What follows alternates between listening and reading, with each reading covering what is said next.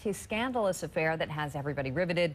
His rambling 18-minute confession, liberally sprinkled with apologies to everybody from his family to his staff to people of faith. Well, you really have to hear it in his own words. Here now, Mark Sanford, Unplugged. What I have found in this job is that one desperately needs a break from the bubble, wherein every word, every moment is recorded, just to completely break. I talked about the profound frustrations that I felt over this last legislative session in the battle that was in place with regard to the stimulus package, the $700 million in play, and how at an emotional level I found it exhausting. So all those things we talked about this morning were true, but they're not the whole story. And that's obviously why everybody's gathered here right now. And so let me lay out that larger story that has attracted so many of you all here. I'm a bottom line kind of guy. I'll lay it out. It's going to hurt, and we'll let the chips fall where they may.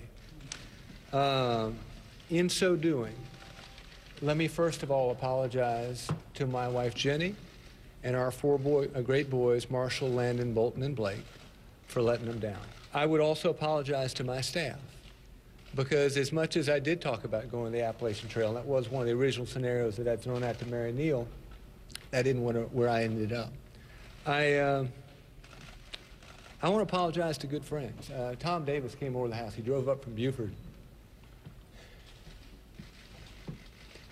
And he has been an incredibly dear friend for a very long time.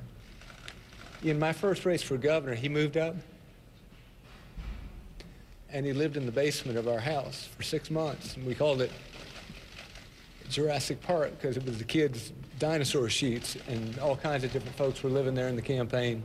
But I guess where I'm trying to go with this is that there are moral absolutes, and that God's law indeed is there to protect you from yourself, and there are consequences if you breach that.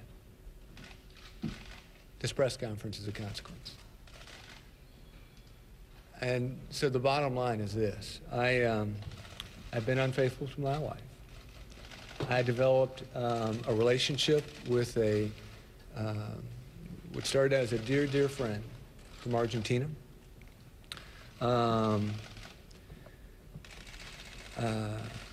It began very innocently, as I suspect many of these things do, in just a casual email back and forth, in advice on one's life there and advice here. But here, recently, over this last year, it developed into something much more than that.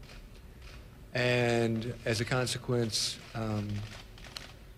I hurt her, I hurt you all, I hurt my wife, I hurt my boys, I hurt friends like Tom Davis, I hurt a lot of different folks. And all I can say is that I apologize. Are you separated from the First Lady? I don't know how you want to define that. I mean, I'm here and she's there. I guess in a formal sense we're not, but you know, what we're trying to do is work through something that, you know, we've been working through for a number of months now. What's that? It's the first and only time you've been unfaithful. Yes. Were you alone? Did you break off the relationship? Obviously not. What's that? Were you alone? Obviously not. Did you break off the relationship? What's that? No, it was interesting in how this thing has gone down, John. To give you way more detail than you'll ever want, I met this person a little over 8 years ago. Again, very innocently. And then, as I said, about a year ago, it sparked into something more than that. I have seen her 3 times since then, during that whole sparking thing. And it was discovered, let me finish, 5 months ago. And at that point, we went into serious overdrive in trying to say, where do you go from here? And so oddly enough, I spent the last 5 days of my life crying in Argentina, so I could repeat it when I came back here,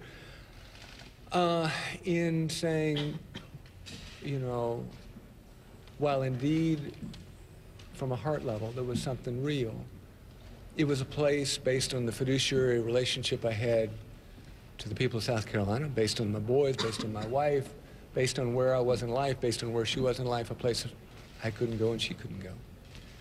And that is I suspect, a continual process all through life of getting one's heart right in life. And so I would never stand before you as one who just says, yo, I'm completely right with regard to my heart on all things. But what I would say is I'm committed to trying to get my heart right. Okay. Will you resign as governor? Joel, is the governor going to resign? Thank you. That news conference by the governor was just the beginning today. It was followed by the release of salacious emails between him and his mistress, and a heart-wrenching statement from his wife, who did not stand by his side today. Republicans in full damage control, a marriage in tatters, and the big question tonight, how in the world did he think he could just disappear for a few days as governor with his mistress and no one would notice? We're going to ask one of his close friends, South Carolina state lawmaker Tom Davis. And I suspect if I'd really put this other person first, I wouldn't have jeopardized her life as I have. I certainly wouldn't have done it to my wife. I wouldn't have done it to my boys. I wouldn't have done it to the Tom Davises of the world. This was selfishness on my part. When this shoe store added Aflac to its employee benefits package at no direct cost to the company, it was a perfect fit. Find out more at forbusiness.com.